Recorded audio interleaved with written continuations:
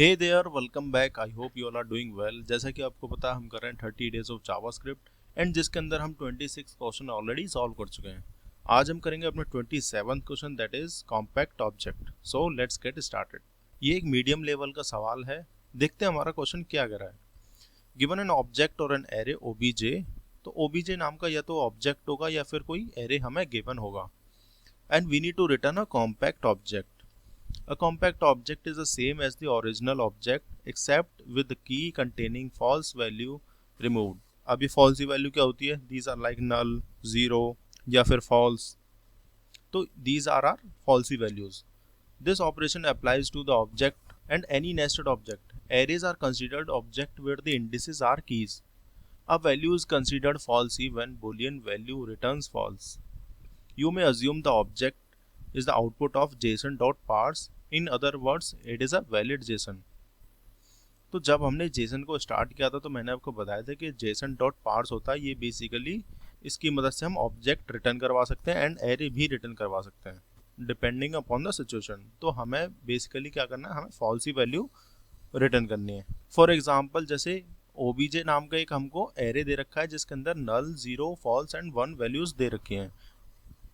यानी JSON.parse जब हम करेंगे तो हमको एरे रिटर्न होगा जो कि ओबीजे है, एंड इसके अंदर से हम फॉल्सी वैल्यूज को करेंगे रिमूव, एंड उसके बाद जो रिटर्न एरे होगा वो हमको आउटपुट में चाहिए। So in this case it is 1। Second example देखते हैं। एक ऑब्जेक्ट दे रखा है जिसके अंदर दो कीज हैं, ए जिसकी वैल्यू नल, बी जिसकी वैल्यू फॉल्स, 1। तो हमें ए का नल रिमूव कर देना है एंड बी का जो फॉल्स है वो रिमूव कर देना है। तो आउटपुट हमारा क्या बचेगा, बी पे 1 होगा। एंड क्योंकि ऑब्जेक्ट गिवन है तो हम ऑब्जेक्ट ही रिटर्न करेंगे। सो बेसिकली हमको फॉल्सी वैल्यूज को रिमूव करना है और जो बचा एरे और ऑब्जेक्ट होगा उसको हमें रिटर्न कराना है। सिमिलरली हमारे एग्जांपल 3 में भी 0, 5, 0, फॉल्स, इनको रिमूव कर दिया एंड हमारा आउटपुट जो आया 5 एरे एंड 16। क्योंकि ये नेस्टेड एरे था तो इस केस में हमने खाली एरे रिटर्न कर दिया आउटपुट में। तो आई होप आपको इस एग्जाम्पल से थोड़ा बहुत आइडिया होगा कि इस क्वेश्चन में हमको बेसिकली करना क्या है। अब देखते हैं इस क्वेश्चन को अप्रोच कैसे करेंगे। तो हमको कॉम्पैक्ट ऑब्जेक्ट नाम का फंक्शन दे रखा है जिसके अंदर ओबीजे पास कर रखा है। तो इस क्वेश्चन का भी सॉल्यूशन हम करेंगे रिकर्सन की हेल्प से, जैसे हमने पिछले क्वेश्चन में किया था। तो जैसा कि आपको पता है कि रिकर्सन में हम लिखते हैं अपना सबसे पहले बेस केस। तो बेस केस क्या होगा, बेस केस या तो अपना ऑब्जेक्ट नल हुआ या फिर एरे नल हुआ, तो उस केस में हम क्या रिटर्न करेंगे, तो हम रिटर्न करेंगे अपना ऑब्जेक्ट या फिर को जो एरे होगा। तो पहले वो लिखते हैं, इफ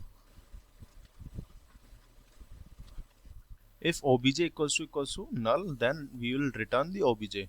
सेकंड बेस केस क्या होगा हमारा, ओबीजे है वो ऑब्जेक्ट टाइप का ही नहीं हो, तो उस केस में भी हम ओबीजे रिटर्न कर देंगे।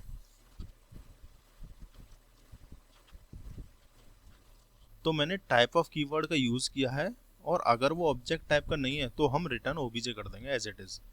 तो ये दोनों हमारे बेस केसेस लिखने के बाद अब हम करेंगे अपना recursive case.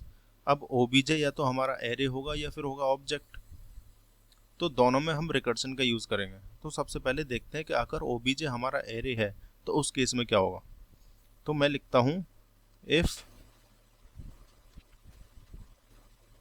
Array dot is array and will pass OBJ as an argument. इस एरे बेसिकली एक फंक्शन है, इसके अंदर हम जो भी पैरामीटर डालते हैं तो वो चेक करता है कि ये ओबीजे एरे है या नहीं। तो इसके अंदर मैं क्या रिटर्न कर दूंगा, रिटर्न ओबीजे डॉट,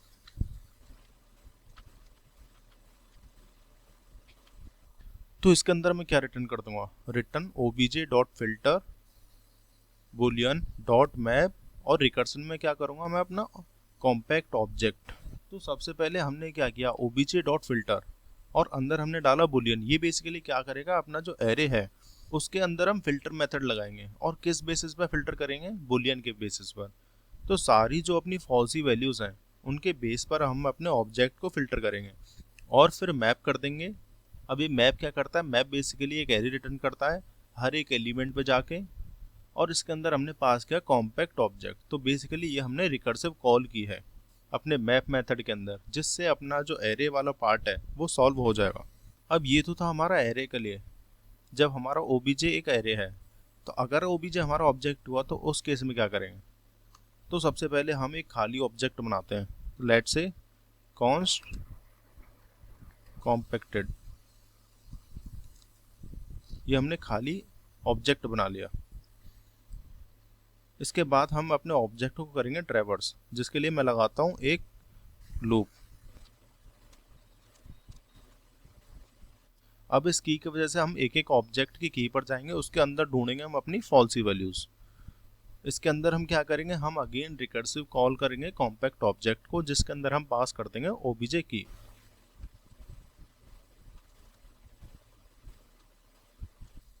और मैं इसको स्टोर कर देता हूं लेट्स से वैल्यू।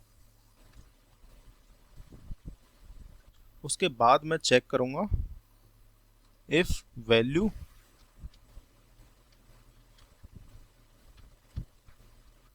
और हम नीचे क्या करेंगे, इफ वैल्यू कॉम्पैक्टेड की equals to value.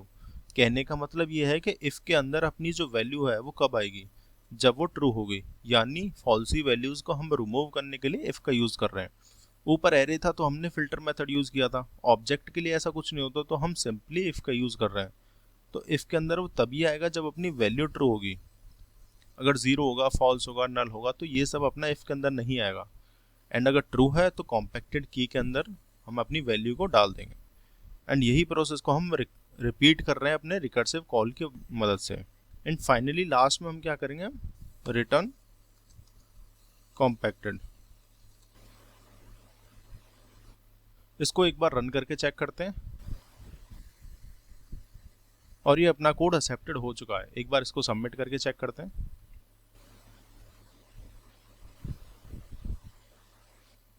And finally अपना कोड सबमिट हो चुका है। सो आई होप आपको ये क्वेश्चन समझ में आया होगा। In case if you have any doubt you can ask me in the comment section. And video अच्छी लगी हो तो लाइक ज़रूर करना। Thank you, I will see you in the next one. Bye bye.